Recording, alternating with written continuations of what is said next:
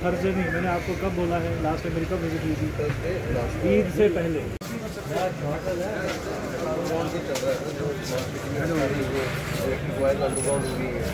लाल चौक और वो सारा वो भी हम क्लास के वो मॉडल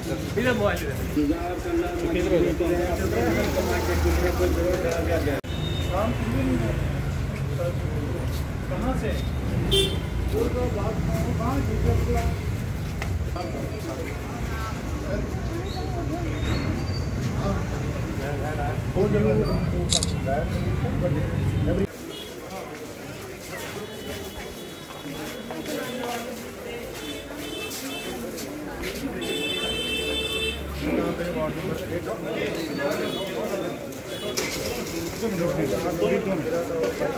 वो नीचे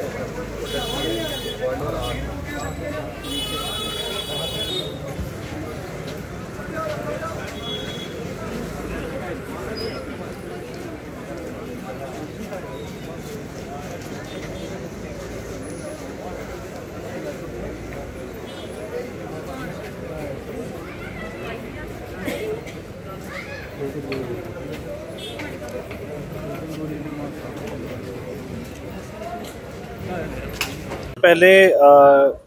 काफ़ी कंप्लेंट्स पिछले कुछ दिनों में हमें रिसीव हुई थी राजौरी टाउन के बीच में, स्पेशली जो हमारे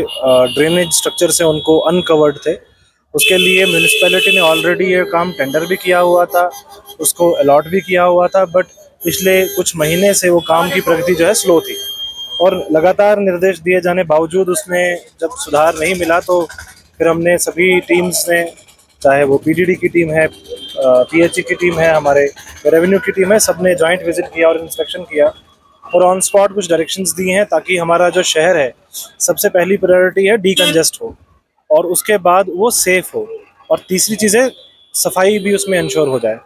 तो इन तीनों चीज़ों के लिए एक तो हमारी जो ओवरहेड तारें हैं, जिसमें आपने देखा होगा कि बहुत तारों का एक जंगल सा बन गया है, उसके लिए हम एक स्ट्रेटजी बनाने की ज़रूरत है आने वाले टाइम को लेके, क्योंकि हर कोई, चाहे वो फाइबर हो, चाहे इंटरनेट हो, चाहे केबल हो, उसके लिए तारें लगा रहे हैं, लेकिन अल्टीमेटली उनके लिए स्पेस एक रिस्ट्रिक्शन है और वो एक टाउन को एक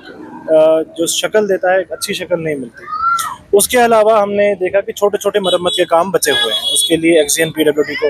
हिदायत दी गई है कि अगले 1 महीने के अंदर अंदर ये सारे काम कंप्लीट हो जाने चाहिए ताकि लोग जो यहाँ ट्रैवल करते हैं, मार्केट में आते हैं, दूर दराज से आते हैं, वो जब मार्केट में आए उनको एक अच्छी सेफ मार्केट मिले। और तीसरा जो हमारा फोकस था कि जहाँ पे भी कुछ जगहें हैं जहाँ पे हमें लग सकता है लोगों को गिरने का खतरा है या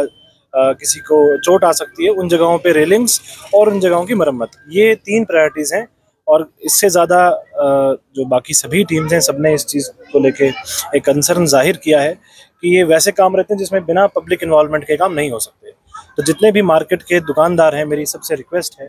कि आप कोऑपरेट करें हमारी टीम्स के साथ में, चाहे वो स्वच्छता की बात है, चाहे वो सैनिटेशन की बात है, या चाहे वो सेफ्टी सिक्योरिटी की बात है, जहाँ पे एडमिनिस्ट्रेटिव डिपार्टमेंट्स के ज़रिए से या फिर जिला प्रशासन के ज़रिए से कुछ काम हो रहे हैं उनमें कोऑपरेट करें ताकि इनको हम अगले 1 महीने के बीच में सबको रिजॉल्व करें। सर, जिन जगहों पे लैंडस्लाइडिंग हुई है उसको हटाने के लिए किस तरह किया जाएगा? देखिए, लैंडस्लाइड यहाँ पे टाउन में उतना ज़्यादा इम्पैक्ट नहीं रहा है, बल्कि दूर दराज में बहुत इसका